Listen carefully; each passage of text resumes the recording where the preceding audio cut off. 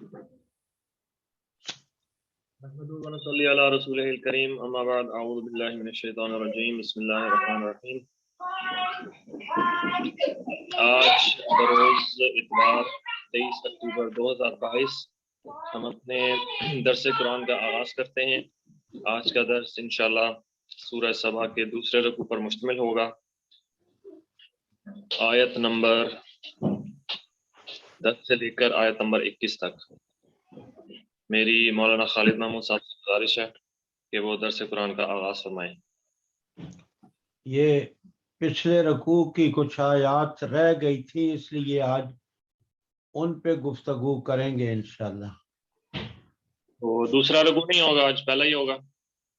جی نہیں، پہلا مکمل نہیں ہوا تھا نا، نہیں، یعنی کہ آج ہفتے کو مکمل کریں گے، دوسرا شروع نہیں کریں گے۔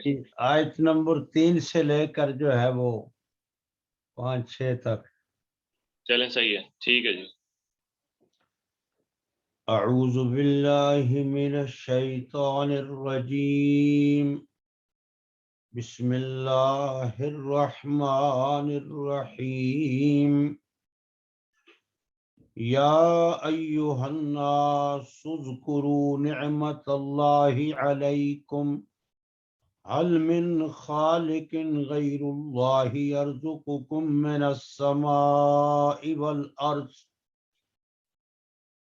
لا الہ الا ہو فأنا تؤفکون وَإِن يُكَذِّبُوكَ فَقَدْ كُذِّبَتْ رُسُلٌ مِّن قَبْلِكَ وَإِلَى اللَّهِ تُرْجَعُ الْأُمُورُ يَا أَيُّهَا النَّاسُ إِنَّ وَعْدَ اللَّهِ حَقٌّ فَلَا تَغُرَّنَّكُمُ الْحَيَاةُ الدُّنْيَا وَلَا يَغُرَّنَّكُمْ بِاللَّهِ الْغَرُورُ إِنَّ الشَّيْطَانَ لَكُمْ عَدُوٌّ فَاتَّخِذُوهُ عَدُوًّا إِنَّمَا يَدْعُو حِزْبَهُ لِيَكُونُوا مِنْ أَصْحَابِ السَّعِيرِ الَّذِينَ كَفَرُوا لَهُمْ عَذَابٌ شَدِيدٌ وَالَّذِينَ آمَنُوا وَعَمِلُوا الصَّالِحَاتِ لَهُمْ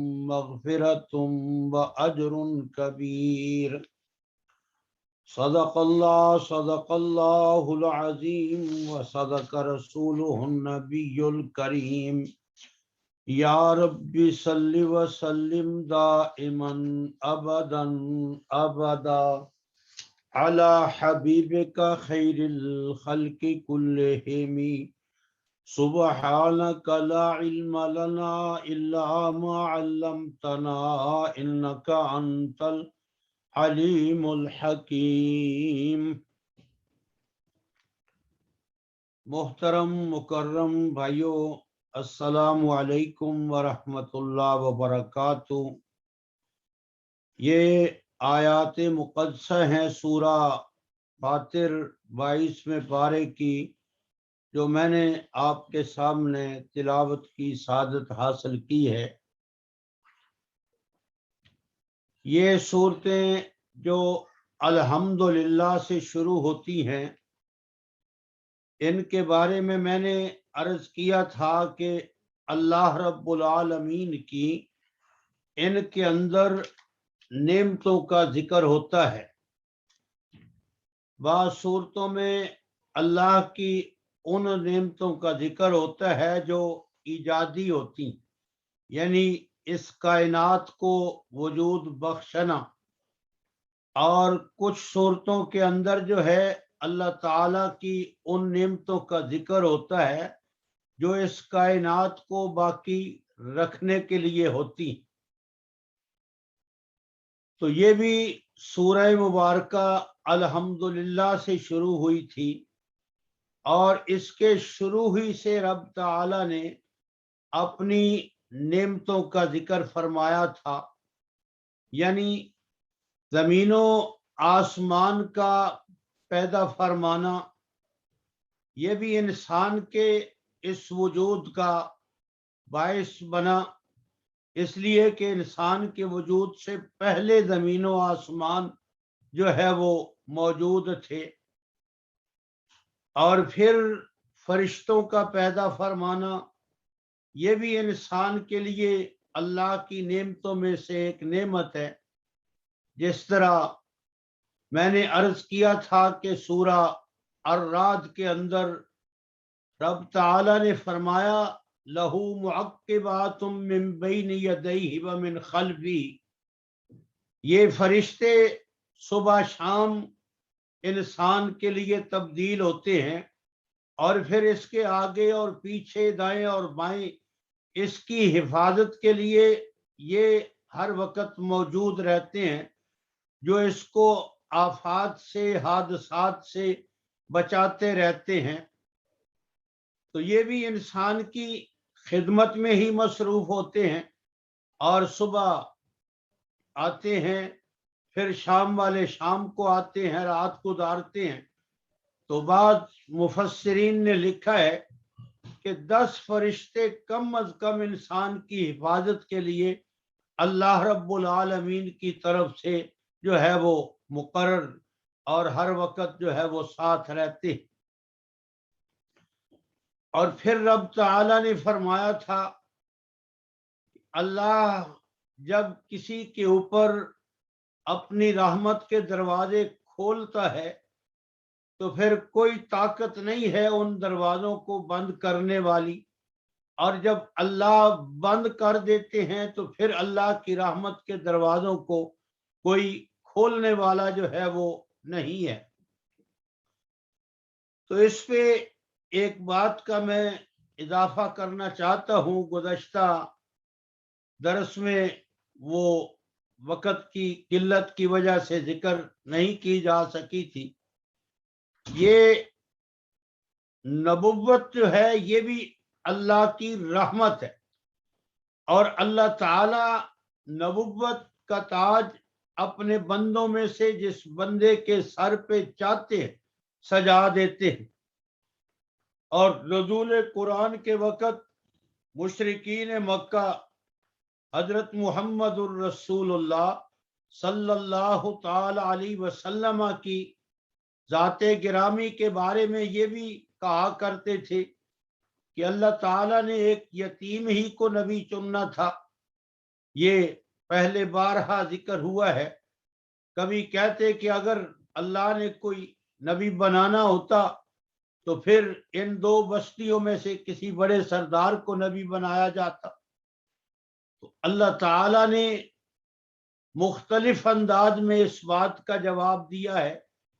تو یہاں فرمایا کہ یہ نبوت والا دروازہ یہ اللہ اپنی مرضی کے ساتھ کھولتے ہیں جس کے لیے چاہتے ہیں، اور جب کھولتے ہیں تو پھر اس کو کوئی بند کر سکتا نہیں۔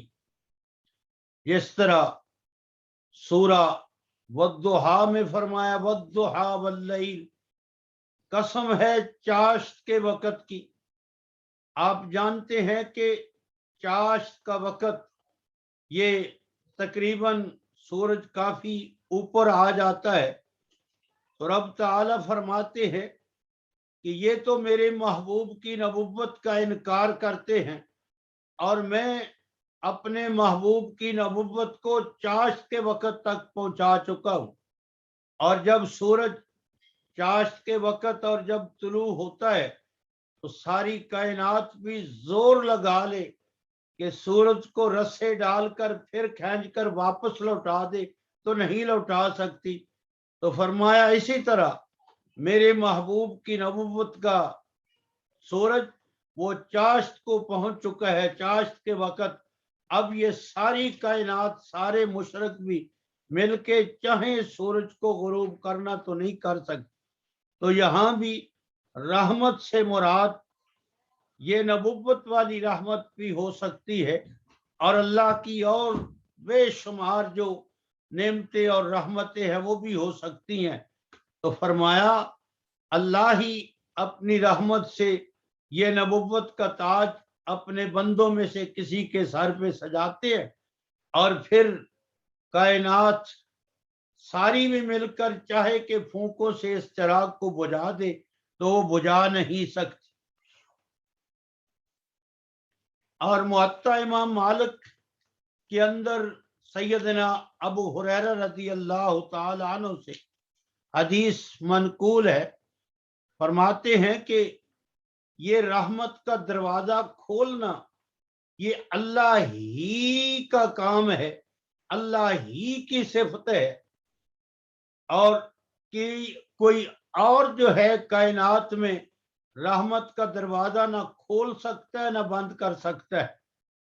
वहीं यमसस्कल्लाहु बिदुर्रिन फला काशिफ लहू वहीं युरिदका बिखैरिन फला राद लिफज़ल। सूरह यूनुस में फरमाया कि अगर अल्लाह रहमत का दरवाजा बंद कर दे तो कोई उसको खोलने वाला नहीं है, और अगर अल्लाह रहमत का दरवाजा खोल दे तो फिर कोई उसको बंद करने वाला नहीं है। ये किसी जिन, किसी इंसान, किसी फरिश्ते, किसी पीर पैगंबर की ताकत नहीं है कि अल्लाह दरवाजे खोले तो कोई बंद कर दे और अल्लाह बंद करे तो कोई खोल। और मक्का मुकरमा में बेशुमार इसकी मिसालें मिलती हैं। अल्लाह ने अबू जाल पे, अबू लहब पे अपनी रहमत हदायत का दरवाजा बंद किया तो फिर कोई नहीं खुला सका, और जिन पे अल्लाह ताला ने रहमत का दरवाजा खोल दिया उनको फिर कोयलों पे लिटाया गया कि ये उस रहमत वाला दरवाजा जो इन पे खुला है ये उससे बाद आ जाए, उसका इनकार करे, फिर उनको अल्लाह की रहमत से फिर वो हटा भी नहीं सके। अल्लाह के पाक पैगंबर हजरत मोहम्मद सल्लल्लाहु ताला अलैहि वसल्लम तो चाहते थे कि मक्के का कोई फर्द भी हदायत की रहमत से महरूम न रहे, सबको हदायत मिल जाए, मर्दों औरतों को। लेकिन हदायत उन्हीं को मिली जिन पे अल्लाह ने अपनी रहमत का दरवाजा खोला, और उनको न मिली जिन पे अल्लाह ताला ने अपनी रहमत का दरवाजा बंद कर दिया था। और आज के आयात जो मैंने तिलावत की हैं, अल्लाह रब्बुल आलमीन अपनी नेमतों का ही जिक्र फरमा रहे हैं। फरमाया या अय्युहन्नास, ये खिताब आम है, यानी अहले ईमान से खिताब नहीं है, तमाम इंसानियत को ये खिताब है, कोई मानने वाला है या नहीं मानने वाला। या अय्युहन्नास, ऐ लोगो, उज़कुरू निअमत अल्लाह, अल्लाह की नेमतों को याद करो। और अल्लाह की नेमतें दूसरे मुकाम पे रब ताला ने फरमाया वइन तउद्दू नेमतल्लाहि ला तुहसूहा, फरमाया अल्लाह की नेमतों को तुम गिनना शुरू कर दो तो वो तुम्हारी गिनती में आ सकती नहीं। यानी ला इंतहा, बे इंतहा अल्लाह की नेमतें जो हैं वो तुम्हारे ऊपर हर लम्हा जो है वो बरस रही। ये सांस ही को आप ले लें, एक मिनट और सेकंड के अंदर कितने सांस हम अंदर से निकालते हैं और फिर अंदर जो है वो खींचते हैं। क्या ये अल्लाह की नेमत ये को कम है? यानी अगर थोड़ा सा सांस इंसान का रुक जाए सीने और गले के अंदर तो फिर अल्लाह की इस नेमत का एहसास होता है। लेकिन सारी जिंदगी अल्लाह ताला अपनी रहमत से इस सांस को चलाते हैं और इंसान को एहसास भी नहीं होता कि ये सांस ले रहा है, एक अंदर जा रहा है, एक बाहर जा रहा है। अंदर वाला इसकी अंदर की गंदगियों को बाहर फेंक रहा है और बाहर वाला नई ताजा जो है वो चीजों को इसके अंदर जो है वो दाखिल कर रहा होता है। वो मैंने शायद अर्ज किया था पिछले दिनों में, किसी ने क्लिप भेजा था एक छोटा सा, वो बड़ा खूबसूरत था। कहा कि कोई बुजुर्ग आदमी 80 साल के, 70 साल के, उनको दिल का आर्जा हुआ, उन्होंने ऑपरेशन करवाया तो डॉक्टर ने उनके ऑपरेशन के बाद 8 लाख का बिल जो है उनको थमाया तो वो ज़ारो कतार रो पड़े और डॉक्टर ने कहा बाबा जी फिक्र ना करे, हम इसमें कुछ गुंजाइश कर दें। कहा ऐसी बात नहीं है, मैं 70 लाख भी दे सकता हूं, अल्लाह ने मुझे दिया है। मैं तो इसलिए रो रहा हूं कि सारी जिंदगी अल्लाह ताला ने इस दिल को चलाया है और कभी रब ताला ने इसका बिल मुझसे नहीं मांगा, लेकिन आज उस अल्लाह ने इस दिल को थोड़ा सा झटका दिया है तो फिर 8 लाख जो है वो मुझे देने पड़ रहे। इसी तरह इंसान के इर्द गिर्द अल्लाह की रहमतों की बारिश जो है वो बरसती है। तो फरमाया लोगों, अल्लाह की नेमतों को याद करो जो तुम्हारे ऊपर अल्लाह ने कर रखी और याद करके उनका शुक्रिया अदा कर। फरमाया हल मिन खालिकिन गैरुल्लाहि यर्ज़ुकुकुम मिनस समाई वल अर्ज़, क्या ये इस्तिफहाम इनकारी है, यानी कोई नहीं अल्लाह के सिवा कायनात का खालिक और अल्लाह के सिवा कोई नहीं है कायनात में कोई और ऐसी हस्ती जो तुमको रिज़्क पहुंचाए आसमानों और जमीन से। मैंने गुज़श्ता दरस में अर्ज किया था कि अल्हम्दुलिल्लाह से जो सूरतें शुरू होती हैं उनमें अल्लाह ताला की नेमतों का जिक्र होता है। यहां रब ताला अपनी 2 नेमतों का जिक्र फरमा रहे हैं। एक है ईजादी, यानी कायनात को वजूद बख्शना। मुझे और आपको अल्लाह ताला ने ये वजूद दिया है, इस वजूद के जरिए से हम बेशुमार अल्लाह की नेमतें जो है वो इस्तेमाल में ला रहे हैं।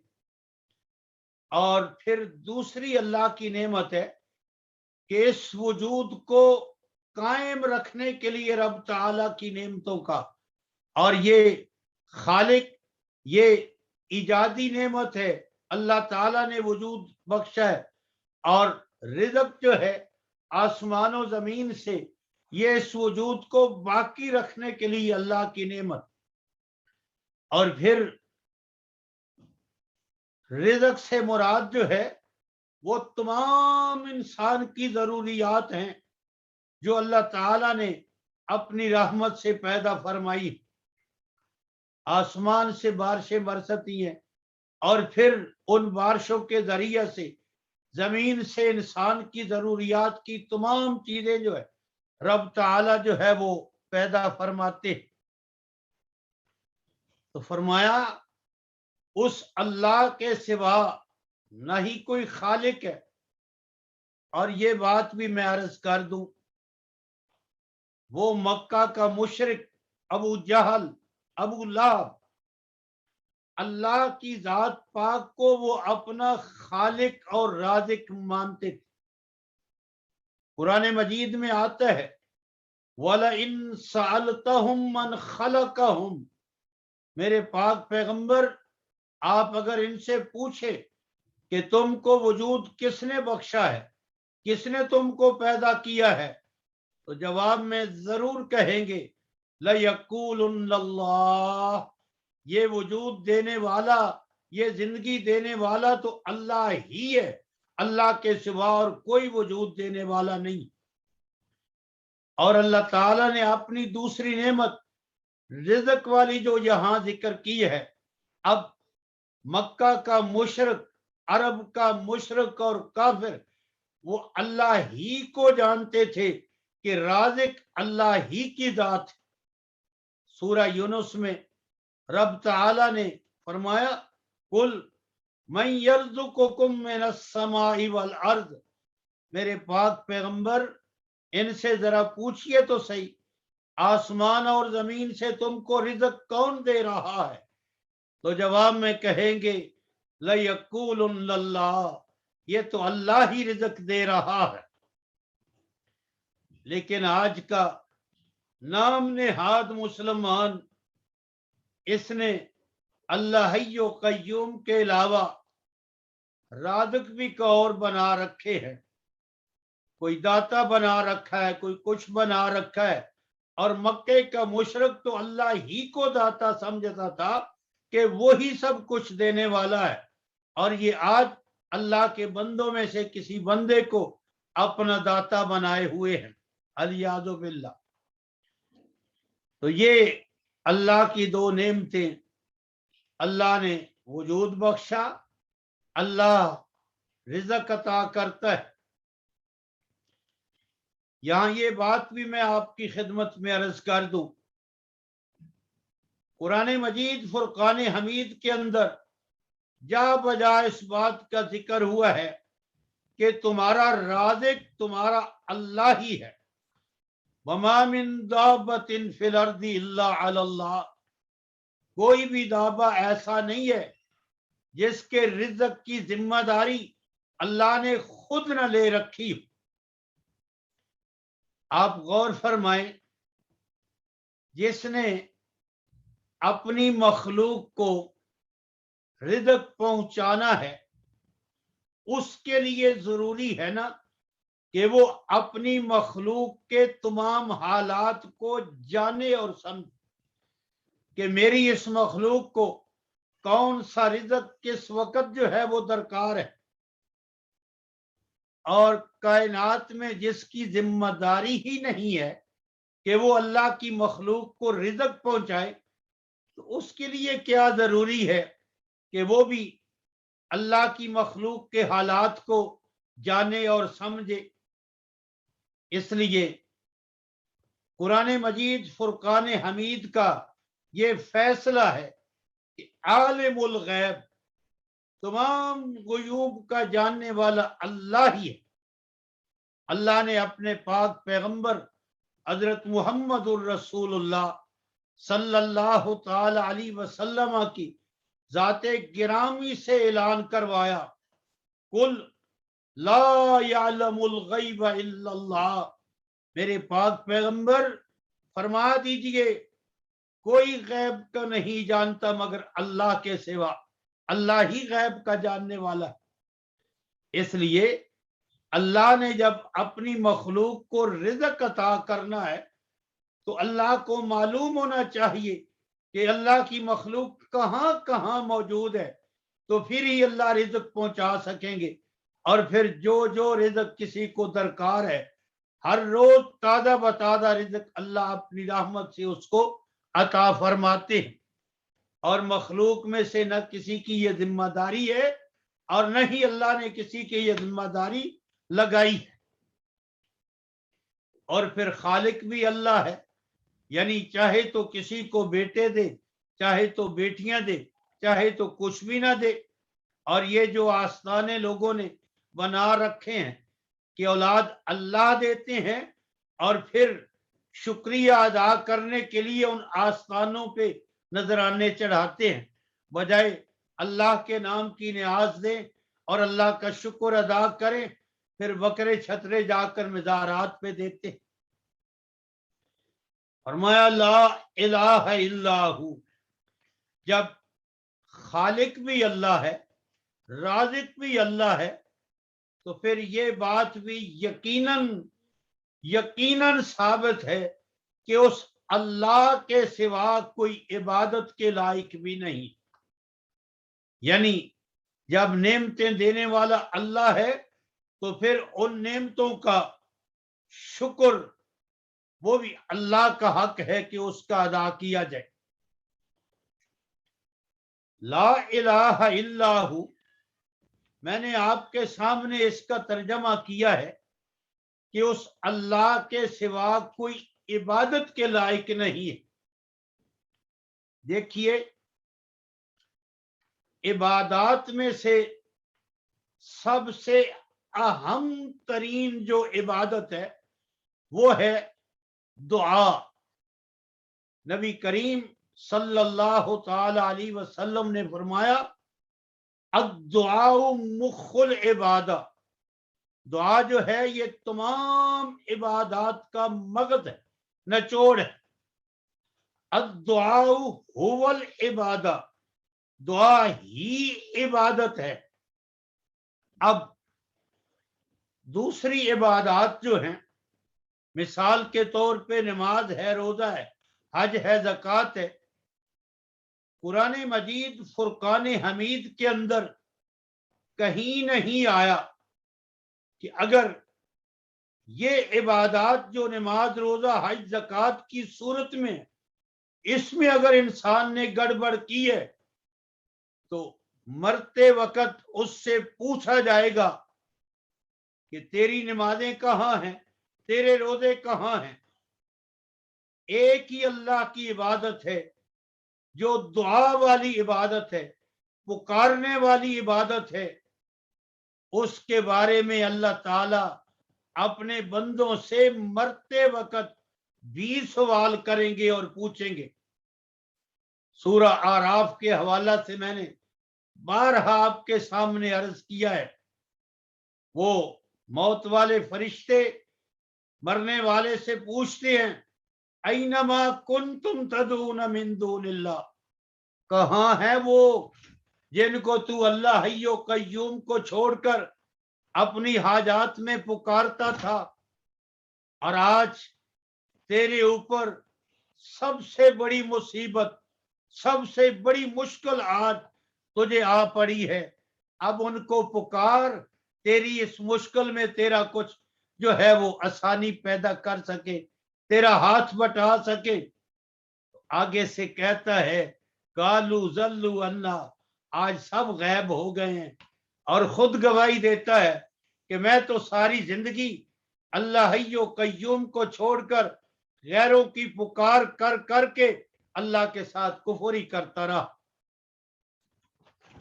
और फिर मैदान माशर में बेशुमार मुकामात पे रब ताला ने इस बात का जिक्र किया है कि जिनको पुकारते हैं उनको भी रब ताला खड़ा करेंगे, और जो पुकारने वाले हैं उनको भी खड़ा किया जाएगा। और अल्लाह ताला जिनको पुकारा जाता है उनसे पूछेंगे, ये हैं वो तुम्हारे पुकारने वाले? आगे से वो जवाब देंगे, अल्लाह तू पाक है, हमें तो इनकी पुकारों का कोई इल्म ही नहीं था, कोई खबर ही नहीं थी।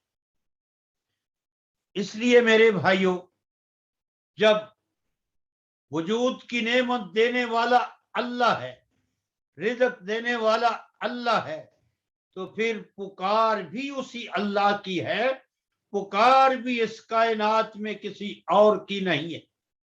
इसलिए उस अल्लाह के सिवा हालात का जानने वाला न को वली है, न को पैगंबर है, न को इमाम है, न को जिन है, न को फरिश्ता है।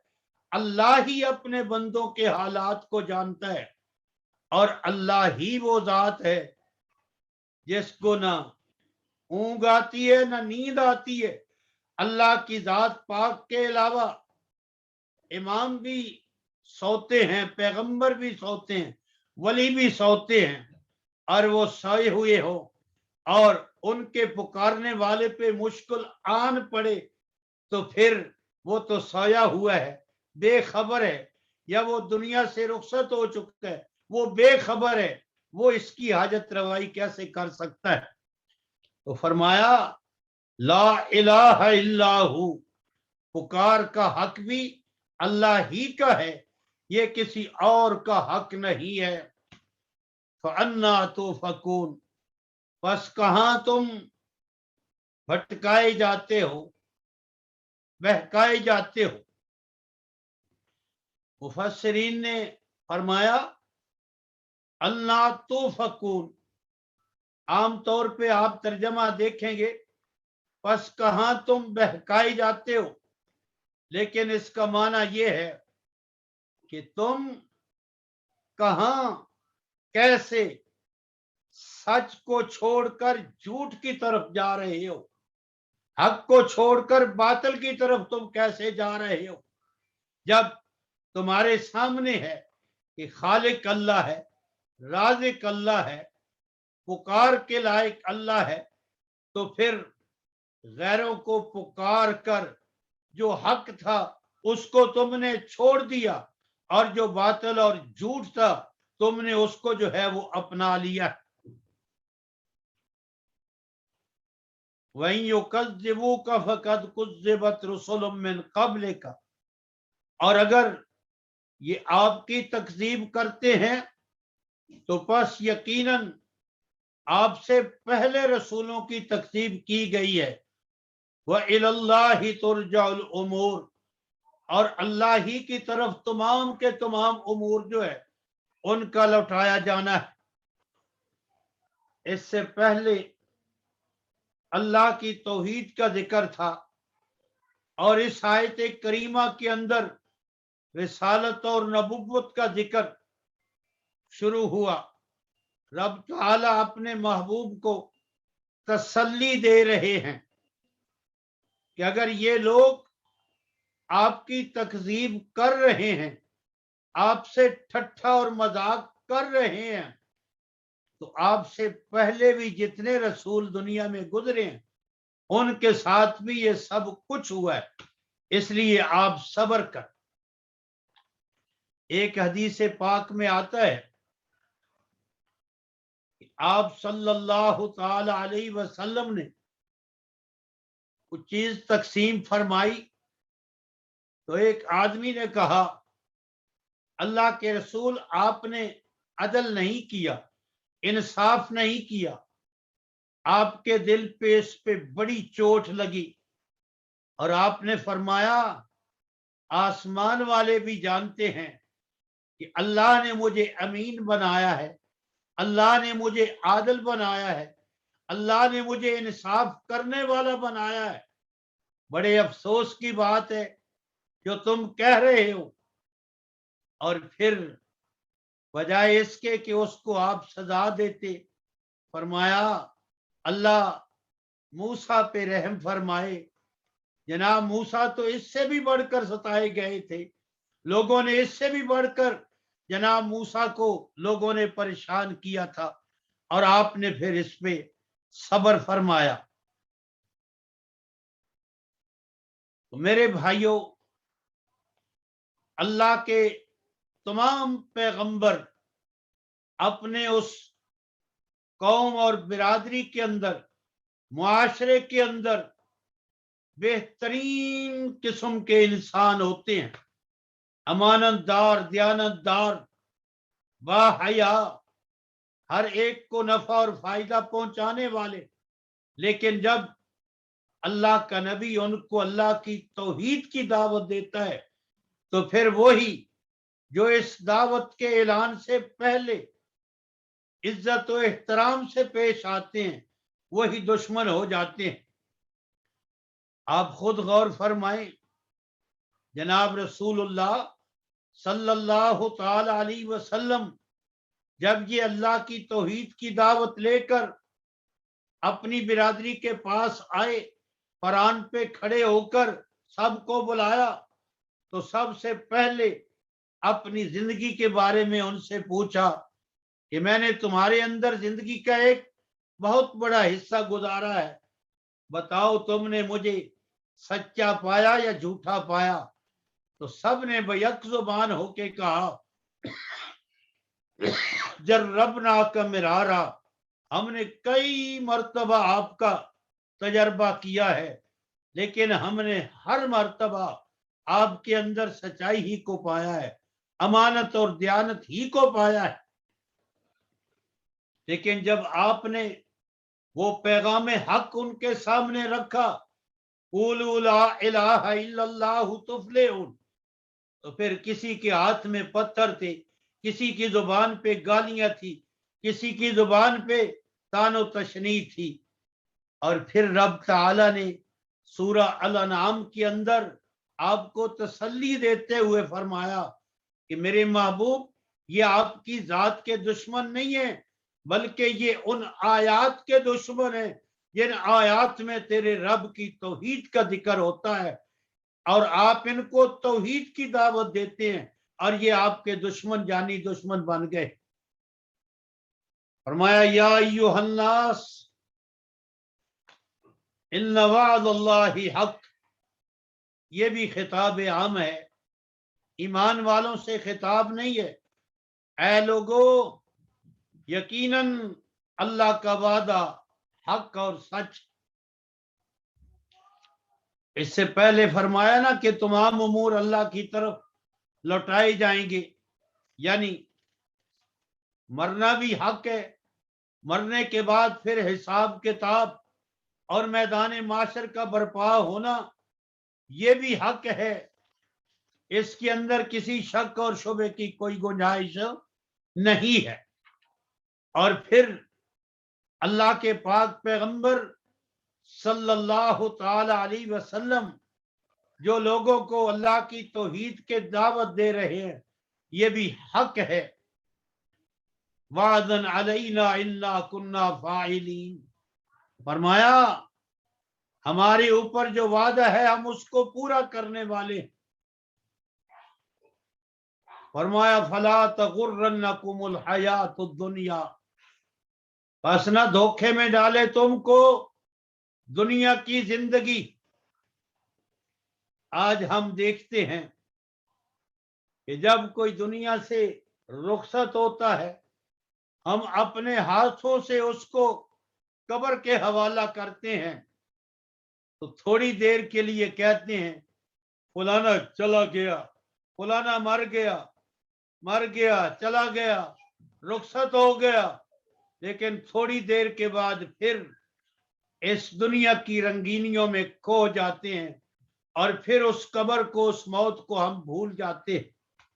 کیا ہم سب کے ساتھ، انسانیت کے ساتھ یہی معاملہ نہیں ہے کہ جانے والے جا رہے ہیں اور پیچھے رہنے والوں کو ذرا برابر بھی عبرت حاصل نہیں ہو رہے؟ آج تو حال یہ ہے کہ ادھر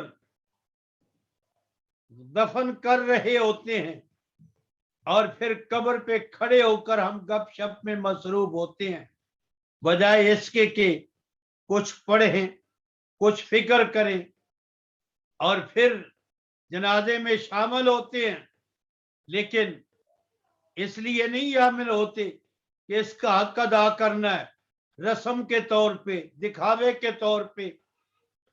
اور یہ دیکھا گیا ہے اگر فرض نماز کے بعد جنازہ ہے تو فرض نماز ادا نہیں کریں گے، باہر جو ہے وہ سرکٹ کے کش لگاتے رہیں گے اور جنازے پہ آ کر کھڑے ہو جائیں گے۔ کیا یہ عبرت کا مقام ہے؟ یعنی کوئی فکر ہے کہ ہم نے بھی مرنا ہے، بلکہ ایک رسم کے طور پہ ہم جنازہ اور کفن دفن بھی کرتے ہیں۔ تو فرمایا اللہ کا وعدہ سچا ہے، اللہ فرماتے ہیں میں اپنے وعدے کو پورا کرنے والا ہوں، حساب کتاب ہوگا، اور یہ دنیا کی زندگی کی رنگینیاں یہ تم کو دھوکے میں نہ ڈال دے، اس آخرت حساب کتاب سے غافل نہ کر دے۔ وَلَا يَغُرَّنَّكُمْ بِاللَّهِ الْغَرُورُ، اور نہ ہی تم کو دھوکہ ڈالے اللہ کے بارے میں دھوکہ باز۔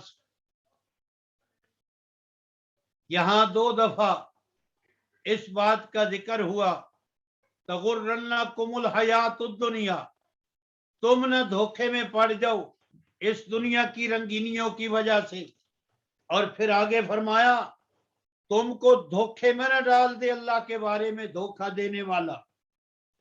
مفسرین نے بڑی خوبصورت بات فرمائی ہے، فرماتے ہیں کہ کچھ لوگ تو اتنے کمزور ہوتے ہیں کہ وہ خود بخود اس دنیا کے عیش و عشرت میں بہت نکلتے ہیں، اور کچھ ذرا مضبوط ہوتے ہیں، کچھ خیال ہوتا ہے تو ان کو دھوکہ دینے والا دھوکہ دے دیتا ہے، یعنی شیطان اور یہ نفس جو ہے۔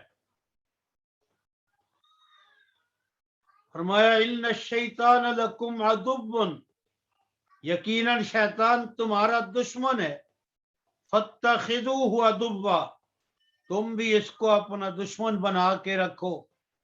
انما یدعو حزبہ لیکونوا من اصحاب السعیر، انما یقیناً اس کی جماعت تم کو بلاتی ہے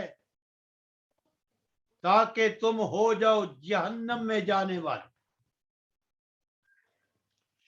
میرے بھائیوں، اس کائنات میں ہر انسان شیطان کو اپنا دشمن تصور کرتا ہے، مانتا ہے، خواہ وہ مسلم ہے، خواہ وہ کافر ہے، خواہ متقی ہے، خواہ وہ چور اور ڈاکو اور قاتل ہے، خواہ وہ حکمرانی کے منصب پہ قائم ہے اور لوٹ مار کر رہا ہے، لیکن شیطان کو دشمن سمجھتے ہیں۔ لیکن بات وہی ہے جو ایک اللہ والے نے کہی، امام فضیل بن عیاض نے، یہ صوفی بھی تھے، فقیہ بھی تھے، عالم بھی تھے، محدث بھی تھے۔ ایک دفعہ انہوں نے واز فرمایا تو کہا، او کذابو، سب سے بڑے جھوٹو، او مفتریو، جھوٹ گھڑنے والو، بظاہر تو تم شیطان پہ لعنت بھیجتے ہو، شیطان کو اپنا دشمن مانتے ہو، لیکن باطن میں اندر سے تم اس کے ساتھ دوستی کرنے والے ہو۔ آج غور فرمائیں نا، میں بھی کہتا ہوں شیطان میرا دشمن ہے، آپ بھی کہتے ہیں، تمام لوگ کہتے ہیں شیطان ہمارا دشمن ہے، لیکن کام وہ کرتے ہیں جو شیطان کی خوشی والے ہیں۔ مثال کے طور پہ انسان کے انسان ہونے کا تقاضا یہ ہے کہ یہ اللہ حی و قیوم کی پکار کرے، لیکن یہ اللہ حی و قیوم کی پکار نہیں کرتا، یہ اللہ کی مخلوق کی پکار کرتا ہے۔ تو اس سے کس کو خوشی ہوتی ہے؟ شیطان ہی کو تو خوشی ہوتی ہے۔ اور پھر اللہ چاہتے ہیں کہ میرے بندے میرے رسول کی سنتوں اور طریقوں پہ عمل کریں، لیکن ہم اللہ کے رسول کی سنتوں اور طریقوں کو چھوڑ دیتے ہیں، بدعات پہ عمل کرتے ہیں۔ تو بدعات کو اپنانے سے کس کو خوشی ہوتی ہے؟ شیطان ہی کو خوشی ہوتی ہے۔ جب کوئی مر جاتا ہے تو اس کے بعد یہ جمعرات ہے، یہ 10واں ہے، یہ 40واں ہے، یہ سالانہ ہے۔ اور میں نے عرض کیا تھا کہ آج کل تو ایک اور بڑا فراڈ شروع ہو چکا ہے، لوگوں نے قرآن پڑھ کر ذخیرہ کیا ہوا ہے، لاکھوں کی تعداد میں، کروڑوں کی تعداد میں، جتنا جو چاہے ان سے خرید کر لے۔ یہ بسا اوقات لوگ کہتے ہیں جی 50,000 قرآن، وہ جو چٹ دیتے ہیں نا مولوی صاحب کو، 50,000 قرآن، یہ خریدے گئے قرآن ہے۔ انہوں نے یہ بھی کاروبار بنا لیا ہے، کیا یہ پیغمبر کی سنت ہے یا یہ ایک بدعت ہے؟ یہ 10ویں 40ویں اور یہ سب، یہ اور نام بڑی خوشی کے ساتھ، پابندی کے ساتھ قرض لے کر بھی جو ہے۔ اور پھر پیغمبر نے فرمایا کہ وہ نکاح بابرکت ہوتا ہے جس میں کم از کم خرچ کیا جائے، تھوڑے سے تھوڑا خرچ کیا جائے۔ شیطان کہتے ہیں ناک کٹ جائے گی، ذرا وہ میراثیوں کو بھی بناؤ، باجے گانے والوں کو بھی، ڈھول ڈمکے والوں کو بھی، اور پھر خواتین اور مرد سب اکٹھے ہو کر ان کے ارد گرد لڈی ڈالتے ہیں۔ کیا یہ رحمان کی رضا والا کام ہے یا شیطان کی خوشی والا کام ہے؟ میرے بھائیوں، بے شمار ہماری زندگی کے ایسے کام ہیں جو سنت سے ہٹ کر ہوتے ہیں اور بدعات اور رسومات کو ہم اپنا لیتے ہیں۔ یہ سب شیطانی کام ہیں اور اس سے شیطان خوش ہوتا ہے، اور بظاہر ہم کہتے ہیں کہ شیطان ہمارا دشمن ہے، لیکن اندر سے دوستی اسی کے ساتھ کرتے ہیں, اسی کی مرضی کے مطابق ہم اپنے معاملات کو جو ہے وہ چلاتے ہیں.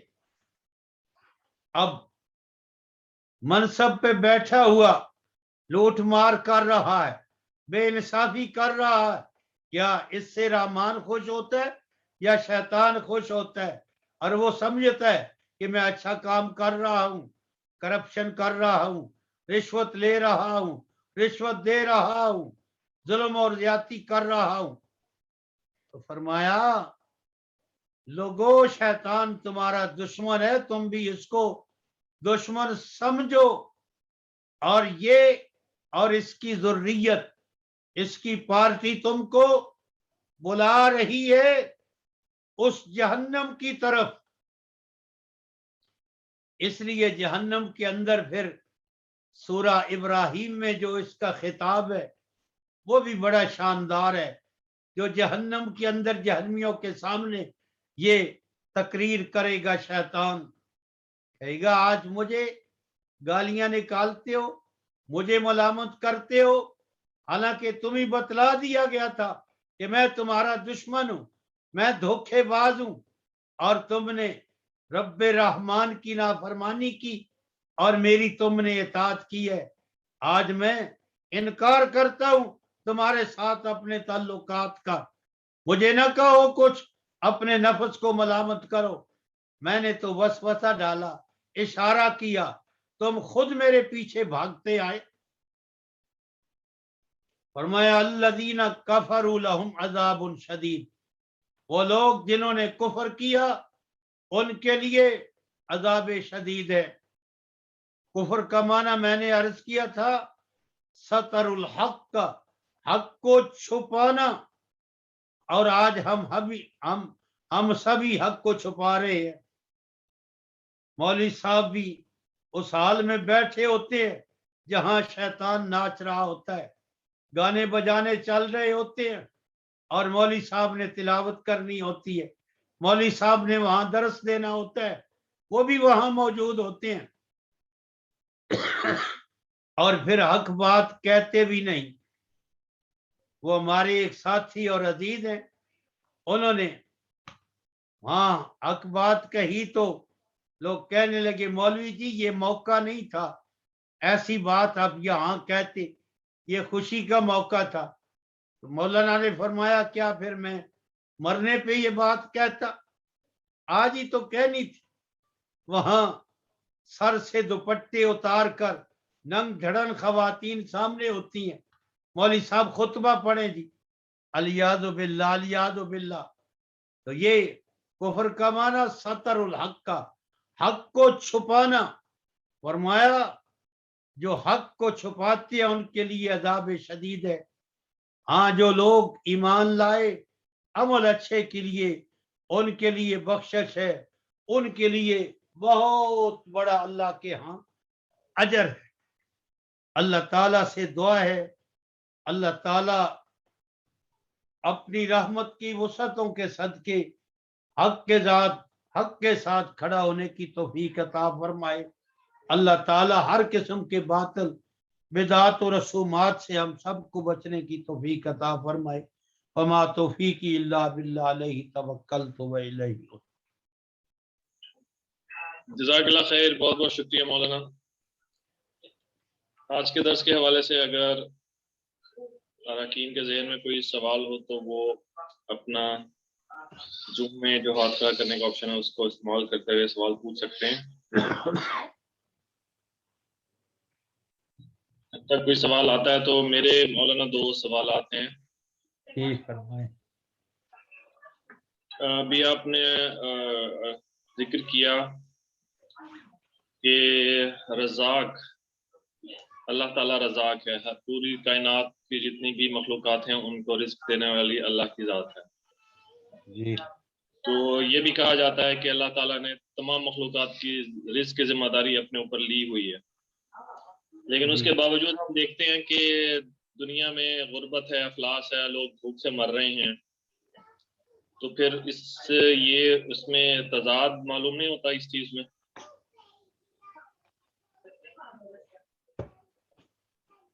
دیکھیے جی, رازق تو اللہ ہے، لیکن اللہ تعالیٰ نے انسانوں کو مکلف بنایا ہے۔ اللہ تعالیٰ نے اس رزق کا ایک یعنی نظام جو ہے وہ، یعنی جو کھاتے پیتے لوگ ہیں ان کے اوپر جو ہے زکوٰۃ کو فرض کیا ہے، صدقہ خیرات کو فرض کیا ہے، اور اس سے پہلے کئی مواقع کے اوپر خلافت راشدہ کے دور میں، سیدنا عمر بن عبدالعزیز کے دور میں کچھ اور بھی اتوار ہوئے ہوں، اس وقت کوئی بھی افلاس اور مسکنت میں نہیں تھا، سب کی ضروریات جو ہے، اور یہ وقت کی حکومت کی رب تعالیٰ نے ذمہ داری لگائی ہے کہ وہ اس رزق کی تقسیم کو جو ہے وہ قائم کریں تاکہ ہر ایک انسان کی ضرورت اس کے دروازے پہ پہنچ۔ لیکن آپ جانتے ہیں کہ اب تو یہ کرپشن، ان کی لوٹ مار، ان کی روزے روشن کی طرح واضح ہو چکی ہے، خصوصاً مسلمان حکمرانوں کی، اور یہ زکوٰۃ کہاں دیتے ہوں گے؟ اس لیے یہ نظام کی خرابی ہے۔ اللہ تعالیٰ نے تو رزق جو ہے وہ اپنے بندوں کو عطا کیا ہے اور رزق ہی دینے والا ہے، اور پھر اللہ تعالیٰ نے یہ جو رزق کا انتظام کیا ہے، یہ ایسے نہیں کیا کہ اللہ تعالیٰ بنی اسرائیل کی طرح اوپر سے من اور سلوہ جو ہے سب کے لیے جو ہے وہ اتار دے۔ اللہ تعالیٰ نے اس رزق کے حصول کے اسباب پیدا فرمائے ہیں، اور ان اسباب کو کام میں لگانا یہ ضروری ہے، اور جو ان اسباب کو اپنے کام میں لگاتے ہیں اللہ تعالیٰ ان کو رزق عطا کرتا ہے۔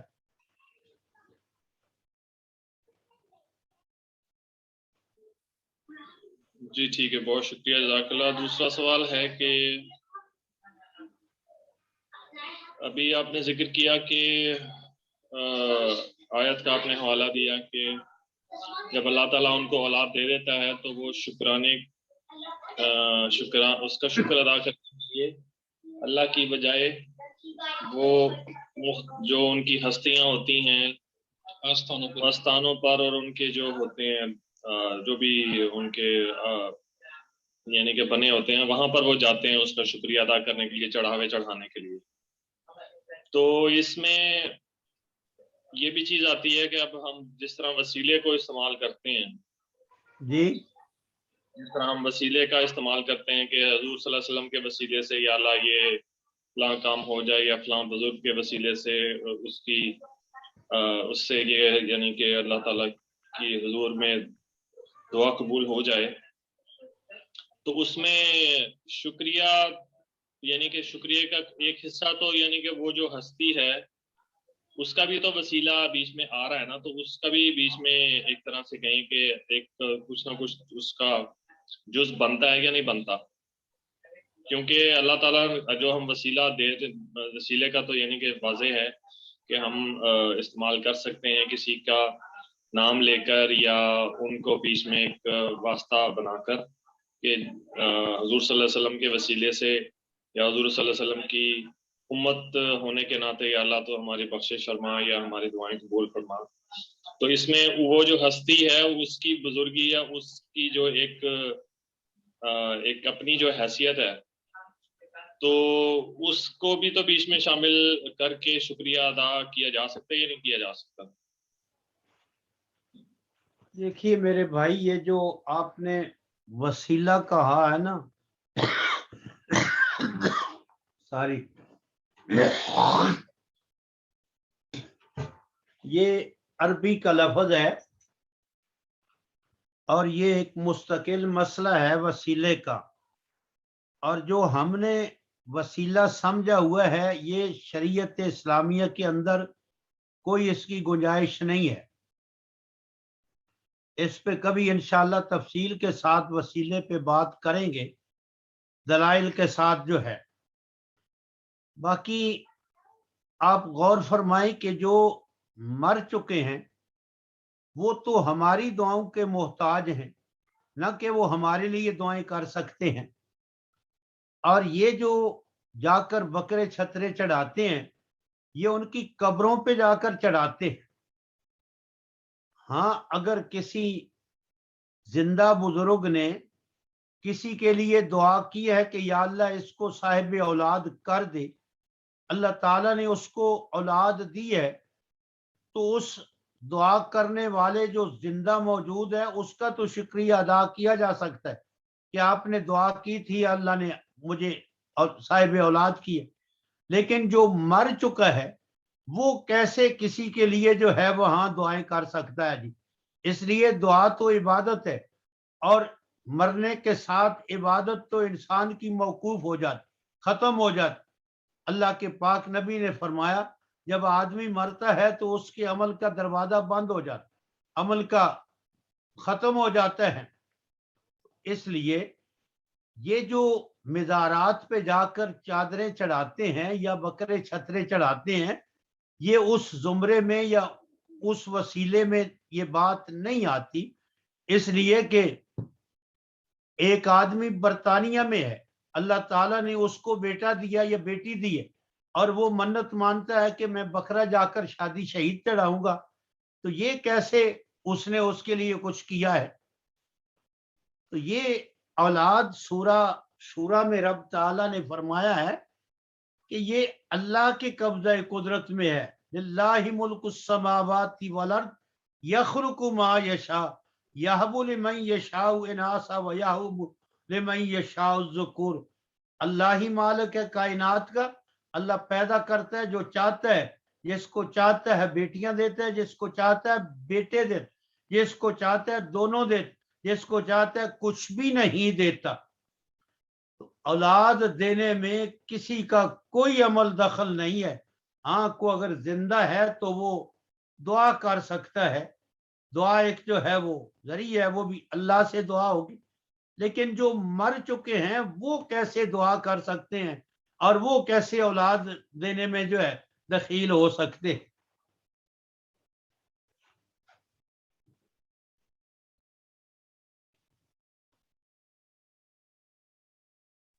जी बहुत शुक्रिया, जज़ाकल्लाह खैर।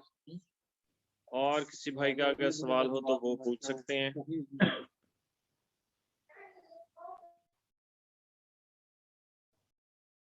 जी और कोई सवाल अभी सामने नहीं आ रहा, तो इसके साथ ही हम अपने दरस कुरान का इख्तिताम करते हैं। और मौलाना खालिद महमूद साहब के बहुत शुक्रगुजार हैं कि उन्होंने हमारे लिए वक्त निकाला। इंशाल्लाह अगले हफ्ते आपसे मुलाकात होगी।